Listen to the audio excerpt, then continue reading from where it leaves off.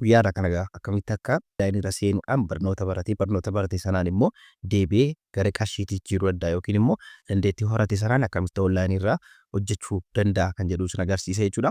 Kanaaf viidiyoon kun namoota hojii onlaayinii eegaluu barbaadan garuu immoo dandeettii gahaa hin qabnee fi furmaata bareedaa ta'a jechuudha.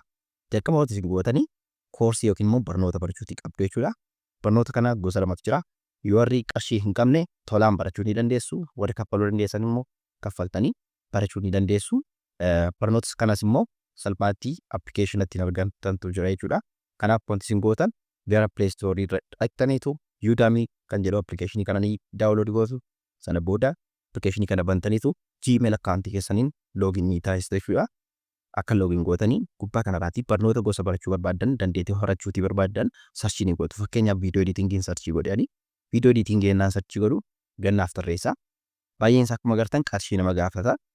Warra tolaan barsiisan argachuudhaaf gubbaa kanarratti kenna. Sana booda firii kan jedhu kanarra kaadheen sana booda okeedha. Kun akkuma agartan kun hundumti isaanii tolaan kan barachuutii danda'u jechuudha.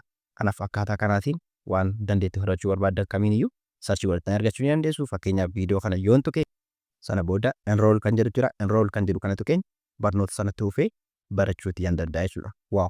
Har'a baay'ee tokko waan sun fayyadu isiniif boodee dhufe jedheetii yaada. Kanaaf namoonni onlaayinii irratti hojjechuu barbaadan garuu immoo dandeettii gahaa horachuudhaaf fedhii qabdan yoo jiraattan viidiyoon kun isin fayyada jechuudha. Dura dandeettii horattu sana booda dandeettii horattan sanaan immoo onlaayinii irratti deebistanii ittiin hojii hojjettanii dooraalaan manuma keessan keessa teessanii qarshii argattu jechuudha. Kanneen follow like godhin jirtan immoo hin dagatinaa follow like gochuu